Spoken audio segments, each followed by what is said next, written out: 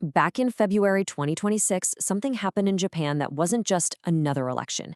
It was a political earthquake. A new prime minister rolled the dice, and the result wasn't just a new government. It was a fundamental reset of Japan's entire direction and, well, its place in the world. So let's get right into what this massive shift is all about. Everything, and I mean everything, starts with this number right here, 316. So what's the big deal? What is it? It's not some random statistic. Nope, it is the key that completely unlocked a new chapter for Japan. So that number, 316, is the jaw-dropping number of seats won by the Liberal Democratic Party, the LDP, all by themselves.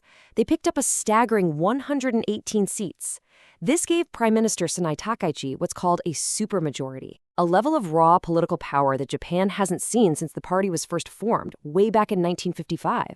This absolute power is the bedrock for, well, everything else we're about to talk about. All right, so to really get a handle on this, here's our game plan. We're going to start with the Takaichi whirlwind and how she got here. Then we'll dig into the huge gamble of Sinomex. After that, we'll look at her blueprint for a stronger Japan, see how that's causing ripple effects around the globe, and then finally, we'll wrap up with the full impact of this Takaichi era. So first up, the Takaichi whirlwind. How on earth did this phenomenon, which people started calling Sanamania, completely take over the country? Well, Takaichi basically tore up the old political playbook. She took the LDP's stale, traditional image and made it feel modern, energetic, and decisive. And her personal brand, a heavy metal fan who rides a motorcycle, that just connected with people, especially online. You know, a single YouTube ad she ran got over 108 million views. That's more than most pop stars get. And the result? An incredible 88.7% support among young voters. It even started a cultural trend called Sanakatsu, with fans copying her style. This wasn't just politics, it was a full-blown movement. Okay, so a political revolution like that needs fuel, right? And for Takaichi, that fuel was the promise of a massive economic comeback. That brings us to our second stop, the gamble of Sanaenomics. We're talking about a plan to pump huge amounts of money into an economy that's already, teetering on the edge of a fiscal cliff. So what exactly is Sanaenomics? You might remember Abenomics, which was all about fighting deflation. Well, forget that. Sanaenomics is playing in a totally different ballpark, one with high inflation, a super weak yen, and mountains of government debt. It's basically a high-wire act, trying to balance massive government spending with very targeted investments into key industries. The whole plan is built on three giant pillars. First, a 21.3 trillion yen stimulus package. That's huge. Second, a bold 2-year pause on the consumption tax for food. That gives people a break, but it costs the government 5 trillion yen a year. And third, and this is a big one, the government is pouring money directly into 17 strategic sectors, things like semiconductors and AI, in a direct bid to secure Japan's own tech sovereignty. But, and this is a huge but, there's a catch. Japan's government debt is sitting at 230% of its GDP. Let that sink in. It's the highest in the entire developed world. That is the massive fiscal cliff that Sanaenomics is trying to navigate. And the real-world cost of that debt is just mind-boggling. With interest rates going up, just paying the interest on the debt, not even paying it down, is set to cost 31.3 trillion yen in 2026. Think about that. A full quarter of Japan's entire national budget is just gone paying interest. It's a massive long-term threat to the country's financial stability. Which brings us to the core problem of this whole era. You don't have to be a math genius to see it. The numbers just don't add up. Unless Japan gets some kind of miracle economic growth or lets inflation run wild to shrink the debt, which is its own poison pill, this whole plan just isn't sustainable. That's the gamble. But Takaichi's vision goes way beyond just the economy, not by a long shot. Which brings us to Section 3, her blueprint for a strong Japan. And this is all about completely remaking the country's national security. Remember that 316-seat supermajority? Well, it wasn't just for passing budgets. It gives Takaichi the power to do something Japanese conservatives have dreamed about for decades, change the pacifist constitution. Her #1 priority is to revise Article 9, the part that forbids war.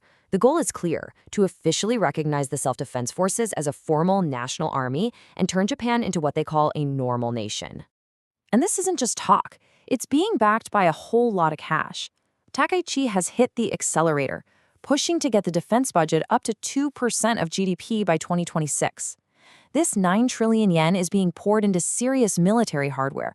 We're talking long-range counterstrike missiles and AI-driven defense systems. It's about giving this newly formalized military some serious teeth. Now, you might be thinking this is all happening inside Japan, right? Wrong. These changes are making huge waves all across the planet. So let's get into those in Section 4, the ripple effects on the global order. Okay, one of the biggest changes is happening in how we make things. For decades, the whole world ran on a just-in-time model, super efficient with almost no extra inventory. But now, with threats like a potential conflict over Taiwan, the new buzzword is just in case. It's not about being the most efficient anymore, it's about being resilient. And Japan is jumping all over the shift. Takaichi's government threw massive subsidies at the semiconductor giant TSMC to get them to build an advanced 3-nanometer chip factory in Japan. And like she said, this isn't just another factory. It's a key victory in building Japan's own AI foundation. It's about securing their technological independence in the most important industry of our time. Takaichi's tough new stance on Taiwan really angered China, and they retaliated with economic pressure. But here's the fascinating part. It totally backfired. Sure, the number of Chinese tourists plummeted, but Japan's overall tourism revenue, it actually grew 16% to an all-time high. This really shows that China's economic threats are having less and less of an impact. Japan's economy is diverse enough to handle the hit, and that's a lesson for a lot of other countries out there. So with an unpredictable US and an aggressive China, Japan is smartly hedging its bets. It's building stronger relationships with middle powers, like Canada. And this partnership is a huge strategic win. It secures energy like LNG through much safer shipping routes, it locks in access to critical minerals needed for green tech, and it strengthens trade pacts. It's all about finding reliable partners in a very unreliable world. And finally, we have to talk about the currency. The weak yen is a side effect of Sananomics, but it's having a huge global impact. Right now, China is flooding the world with its excess products, like super cheap electric vehicles.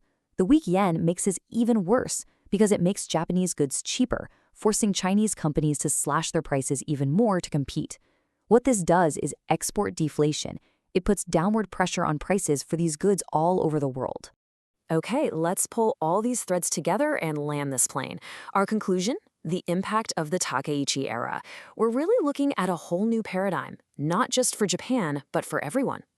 So if you remember just 3 things from all this, make it these. First, Japan's economy is walking a tightrope, a high-stakes gamble between a stimulus-fueled boom and a devastating debt crisis. Second, global supply chains are changed for good. The days of chasing pure efficiency are over. The new goal is geopolitical resilience. And third, we're seeing a much more assertive Japan, one that's actively building new alliances to protect itself in a messy world. When you boil it all down, the Takaichi era is Japan's great pivot. The country is transforming itself, shifting from a quiet, pacifist economic giant into an assertive, high-risk player on the world stage. For anyone involved in global finance, business, or policy, getting a handle on this new Japan isn't just a good idea anymore. It is absolutely essential to navigating what comes next.